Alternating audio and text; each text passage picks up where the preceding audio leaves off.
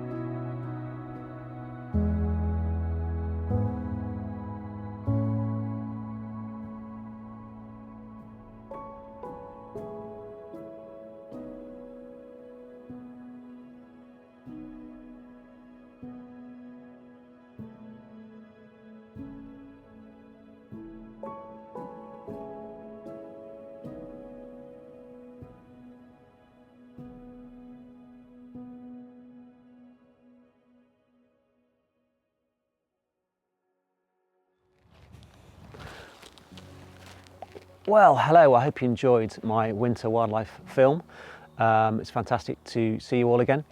It's been a while, and I just want to give you my thoughts on this amazing telephoto prime, the Fuji XF 500mm f5.6 R LM OIS WR lens. I think personally this hits the sweet spot for APS-C wildlife photography. What's important to me is portability and something that's going to be quite lightweight. I've been waiting over 5 years for this to happen, and it's finally arrived. So I'm very chuffed, and it's really my go-to wildlife lens. And partnering with the 200mm, it really does give you a full setup, especially considering you can combine a 1.4 or 2 times converter with it as well. You have a lot of focal length reach covered. The weight of this lens is only 1.335 kilograms. The combined weights, so the Fuji X-H2S or the Fuji X-H2, with the battery and cards and everything in it, plus the lens, is only around about 2 kilograms for the whole setup. And that's 762mm reach at 5.6 light gathering capability. I had the 150-600 Fuji lens, which was excellent, but I always wanted a prime lens that was slightly faster. It gives me that slightly better light gathering capability, plus the bonuses of a very sharp prime lens from edge to edge. It's very sharp, fantastic performance. Its reach equivalent is 762mm, which is, for me, about the sweet spot for focal length for wildlife, especially here in the UK. I can't really get that close to a lot of birds, especially. Mammals, yes, when you're in a hide or in camouflage, sitting and waiting. Sometimes you might get a bit too close, but it's very important, I think, when you get a prime lens to partner it with a shorter length as well. You could partner it with the 50 to 140 2.8 Fuji lens, which is a very good zoom lens. Then you would cover all those bases. Also, Viltrox are going to be hopefully making available the 135mm 1.8 lens available for the Fuji X mount, which would be another option for those who want to have another shorter focal length lens, good for low light. That would be quite a good partner as well with this lens. So the focal lengths that are covered for me for wildlife photography using the Fuji X gear, obviously you have the 200 f2 lens with the crop factor, the full frame equivalent about 300, and then obviously you can put the 1.4 converter on that, which takes it up to about 280 or so, which makes it about a 420mm. So you've got those kind of focal lengths covered. Great for mammals in these woods like this, for deer, that kind of thing, slightly bigger wildlife or badgers, low light. This lens is superb. And if you can get close to any birds as well, you can use it for birds, especially from a hide. So I've got the 762mm with this lovely lens. Then if I put the teleconverter on this lens, I've got about 1000mm equivalent, so covered all my bases there. What else do I like about this lens? Well, it's got an Arca Swiss foot, so you can put it straight into your tripod and quickly take off. Nice and easy. You've got your usual function buttons, so distance focusing buttons from full to above 5 meters, your image stabilizer switch, and your presets switch with the set button there. I'll often use the preset function if I'm using a perch for a bird, and set the focus on the perch and set the preset. Using the buttons here on the barrel, I can quickly reacquire focus on the perch if I find something else in the background that I'm trying to work on. Also, if I'm walking around, say photographing owls waiting around, I'll have a fairly close distance set on the preset button in case something appears a bit closer, like a smaller bird, something like that. It has the eyelets on the lens barrel, which is great for attaching peak design toggles to. Makes it easy to carry with a strap. It has a nice manual focus ring, which is nice and easy to move, nice and smooth. Good for when I'm doing manual focus for video. You have a lock button if you want to lock the aperture. I like to use the aperture manually. I personally like to have my shutter on my back wheel, command wheel, ISO on the front command wheel, and then the aperture ring on the barrel. That's the way I like to work. It's very quick. The filter thread is 95mm. I don't use filters, but if you do, that's the size of the filter thread. Just take this cover off so you can see the lens hood. It does have an access hatch there if you want to access a filter. Also, the lens hood comes off very nicely with a button there. Quickly twist, nice and simple. Very easy. It has an optical construction of 21 elements in 14 groups, including 5 extra low dispersion ED and 2 super ED elements. It has linear motors, which enables this lens to focus very fast. Always with a long lens, I tend to help lenses out on cameras by pre-focusing at a certain distance where I might imagine the animal to be. If I'm waiting for an owl, for example, I'll pre-focus on a bit of grass, just ready, so it helps it to find it a bit quicker. Using the focus limiter button helps if you know your subject's going to be beyond 5 meters, then I would select that button, especially with birds in flight.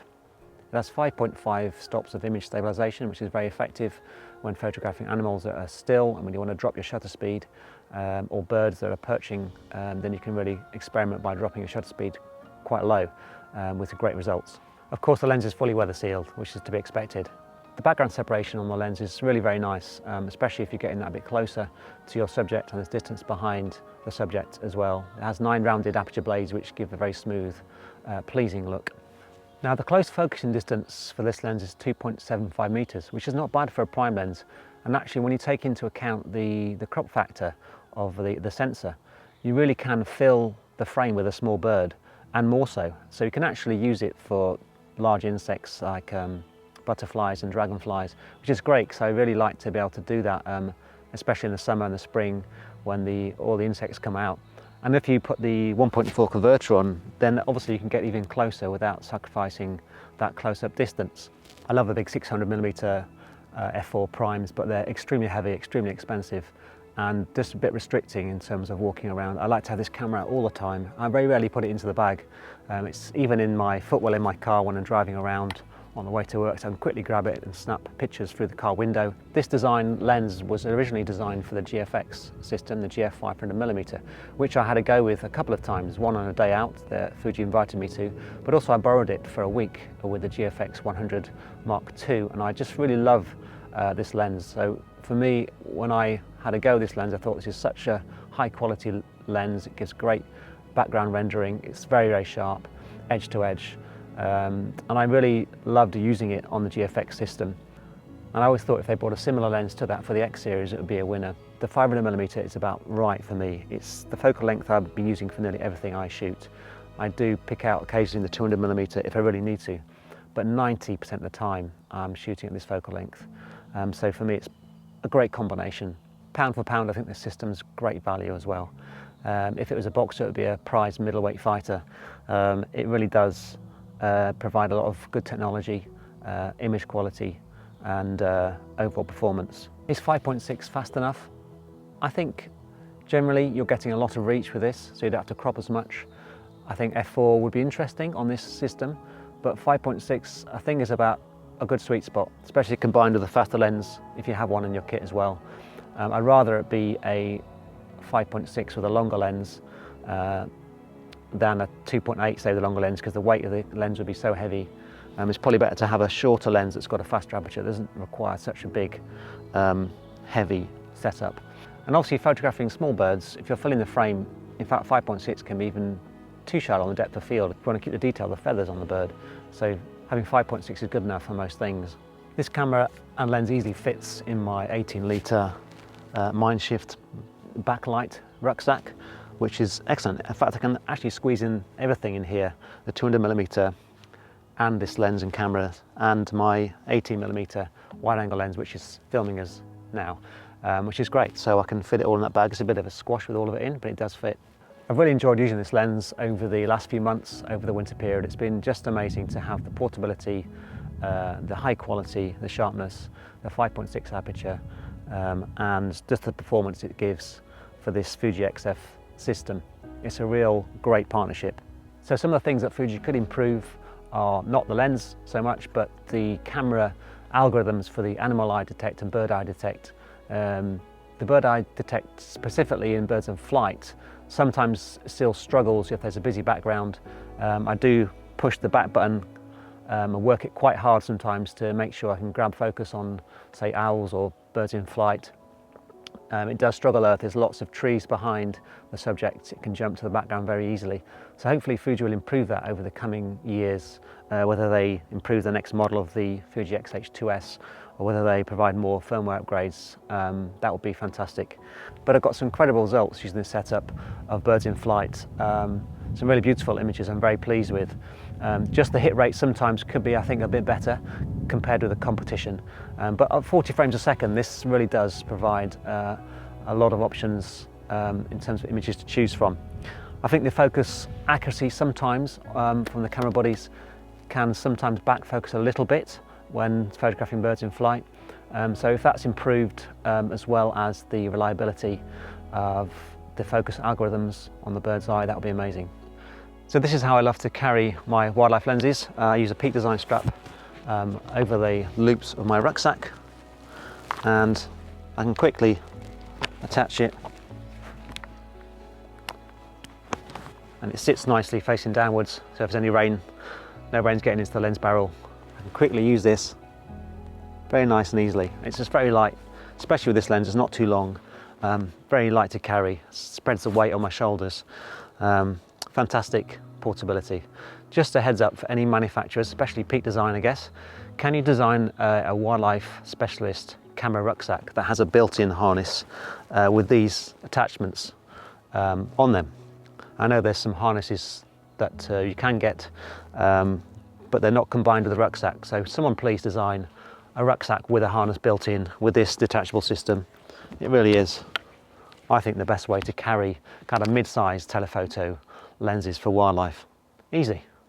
Well, it's been great to see you all again. I hope you're all doing well, and we'll see you next time. God bless.